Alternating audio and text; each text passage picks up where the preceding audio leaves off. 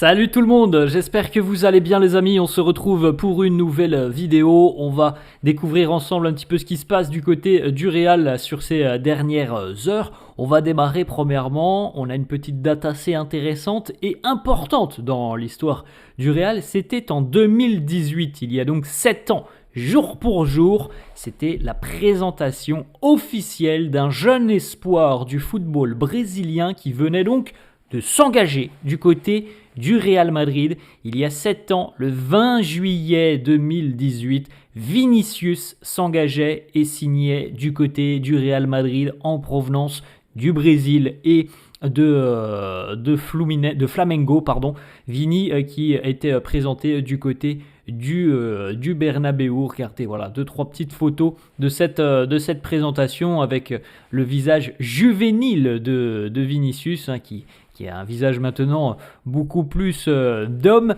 On voit même d'ailleurs les bagues encore sur ses dents. Il était tout jeune il y a 7 ans, Vini. Maintenant, c'est un joueur évidemment beaucoup plus expérimenté et il a connu déjà d'immenses moments dans sa carrière de joueur du Real Madrid. Alors les débuts, évidemment, comme presque pour tous les joueurs qui arrivent d'Amérique du Sud, les débuts ont été un petit peu contrastés pour Vinicius. Et puis très rapidement, son talent a éclaboussé l'équipe première du Real et il est devenu un élément indispensable de ce Real Madrid. Vini, 7 ans déjà du côté du Real. On regarde une petite photo les amis, cette fois-ci c'est avec le président Florentino Pérez, la signature du contrat pour Vinicius.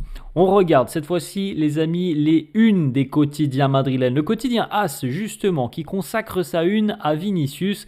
Renovación en el aire, on l'a déjà évoqué à plusieurs reprises sur la chaîne, la prolongation de contrat de Vinicius qui pour le moment est lié au Real Madrid jusqu'en 2027. Donc il n'y a pas non plus à être trop inquiet, c'est pas comme s'il était libre en 2026. Mais évidemment, du côté du Real, les prochaines semaines et prochains mois, alors on espère que ça sera quand même réglé rapidement, mais ça va quand même être important de réussir à tomber d'accord. On le sait, il y a des discussions, il y a des échanges depuis de nombreuses semaines, voire de nombreux mois, mais il semble quand même qu'il y ait des divergences entre ce que demande Vini ainsi que ses agents et entre ce que propose le Real Madrid. Alors espérons évidemment que Vinicius et le Real pourront tomber d'accord. En tout cas, Vinicius, à chaque fois qu'il en a l'opportunité, il fait passer le même message. Après une rencontre où il a été performant en général,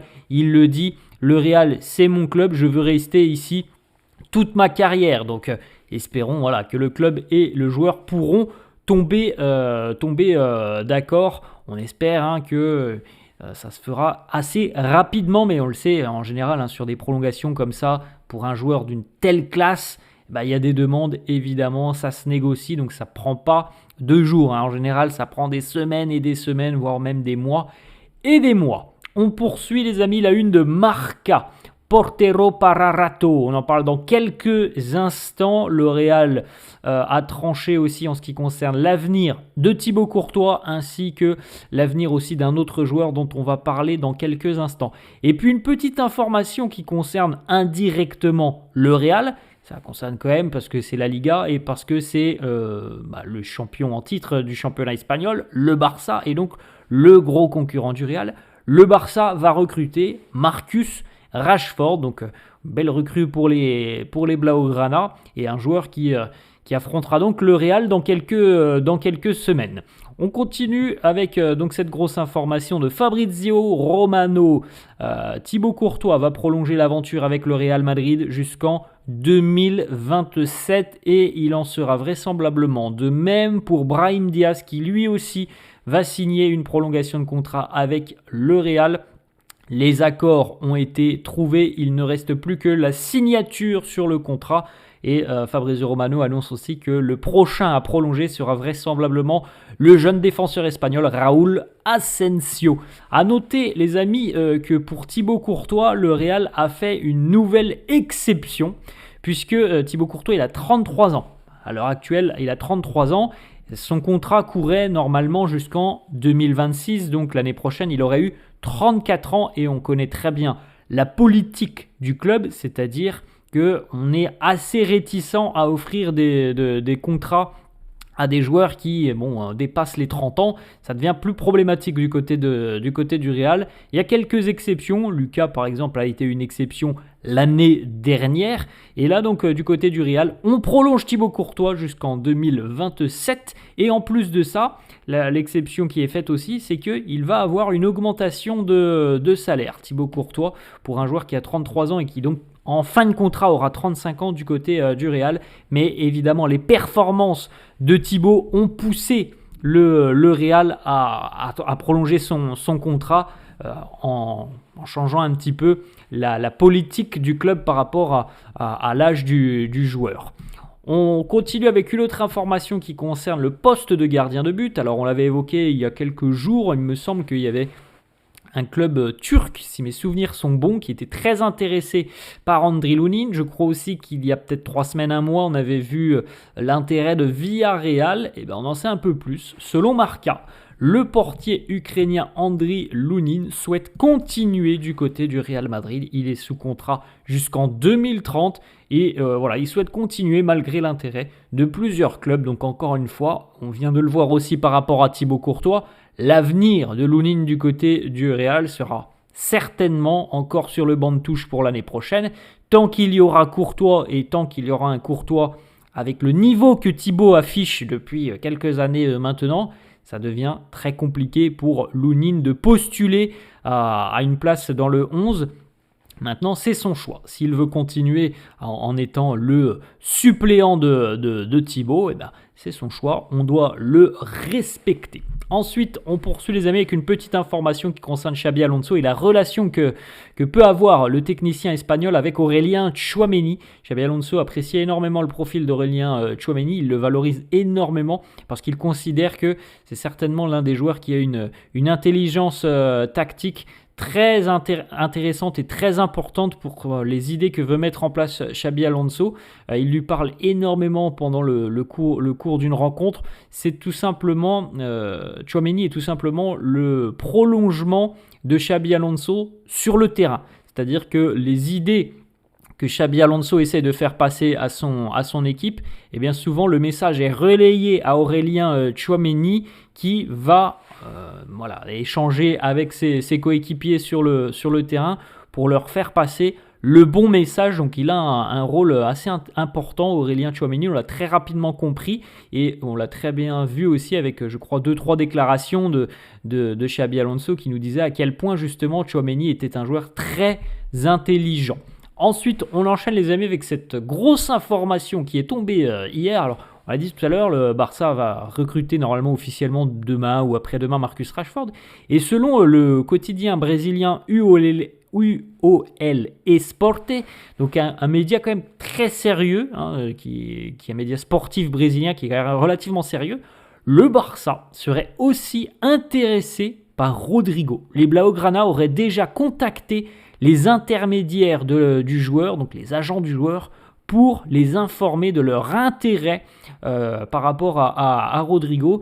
Le Barça serait prêt à l'accueillir à bras ouverts si Rodrigo décide fermement de quitter le Real Madrid. Alors celle-là, les amis, on ne l'avait pas vu venir. Imaginez Rodrigo qui s'engage du côté du Barça. Franchement, ce serait quand même le coup de massue pour le Real, le coup de poignard dans le dos madrilène. Alors peut-être, les amis, même certainement que le Barça est intéressé, puisque le Barça a été intéressé par Nico Williams, a été intéressé par Luis Diaz, a été intéressé par Rafael Leao. Le Barça va signer Rashford. Est-ce qu'ils ont envie d'aller chercher un autre attaquant ? C'est une possibilité. Après, les amis, il faut se rendre compte que par rapport aux problématiques financières d'un tel dossier, c'est très compliqué pour le Barça parce que premièrement le Barça n'a pas le pouvoir économique de faire ce qu'il veut. Le Barça ne peut pas poser 100 millions par exemple sur un joueur. C'est très compliqué pour les Blaugrana et parce que Rodrigo ça coûte très cher. Mais vous savez, dans le foot, parfois, on voit des choses qui sont quand même assez dingues. Donc, le Barça est bien intéressé par Rodrigo et serait prêt à jouer un vilain tour au Real, même si, les amis, C'est presque impossible que ça puisse arriver parce que, on vient de le dire, pour tout ce qui concerne le volet économique d'un tel dossier, c'est très compliqué. En tout cas, le Barça s'est déjà manifesté. On continue les amis avec une petite déclaration de Toni Kroos qui nous dit: depuis que j'ai pris ma retraite, je suis devenu comme un vrai fan du Real Madrid. Quelque chose que normalement tu fais après 10 ans. Mais voilà, je suis comme un supporter, comme n'importe quel supporter de l'équipe. Et cette saison n'a pas été simple. Les supporters n'arrêtent pas de dire c'est parce que Toni Kroos n'est plus là. Et moi, tout ce que je veux, c'est que l'équipe s'en sorte beaucoup mieux et que l'on arrête de dire ça. Voilà, il a vécu un petit peu la souffrance des supporters du Real tout au long de la saison. On espère, les amis, que on aura une saison quand même beaucoup plus réjouissante l'année prochaine, parce qu'il est vrai que cette année a été une année très très délicate pour le Real. On l'avait déjà évoqué à de nombreuses reprises, les amis, mais la Super Coupe d'Europe et la Coupe intercontinentale des clubs, ça ne pèse pas dans une saison. Il faut gagner au minimum la Liga ou la Ligue des Champions. Quand tu es du côté du Real Madrid, et les gifles reçues face au Barça, évidemment, ça a été une saison très compliquée. On espère et on attend évidemment un Real beaucoup plus dominateur l'année prochaine, beaucoup plus entreprenant, beaucoup plus fort, tout simplement. Petite information justement, les amis, sur la prochaine saison. La reprise est prévue pour le 4 août, donc dans 15 jours, les amis. Ça sera déjà retour à l'entraînement pour les Merengues qui vont continuer de profiter un petit peu des vacances là pendant une quinzaine de jours. Et puis ensuite, retour à l'entraînement, puisqu'on le rappelle, on aura 15 jours pour préparer le premier match de Liga face à Osasuna. Dernière information pour terminer, ça concerne le volet financier. Le Real Madrid génère par année 260 millions d'euros par rapport au sponsoring des maillots, donc avec 120 millions de la part d'Adidas, 70 de la part de Fly Emirates et 70 aussi de la part de HP. L'HP donc qui je crois est arrivé du côté du Real depuis 2-3 ans me semble-t-il, si mes souvenirs sont bons. Le matériel informatique, voilà, le total c'est 260 millions d'euros et le Real est le club le mieux rémunéré par les sponsors maillots, je crois, devant Manchester City. Voilà les amis, la fin de cette vidéo, j'espère que ça vous a plu. N'hésitez pas comme d'habitude à lâcher un petit pouce bleu, n'hésitez pas non plus à vous abonner à la chaîne. Je vous souhaite une très bonne journée, je vous dis à la prochaine, ciao.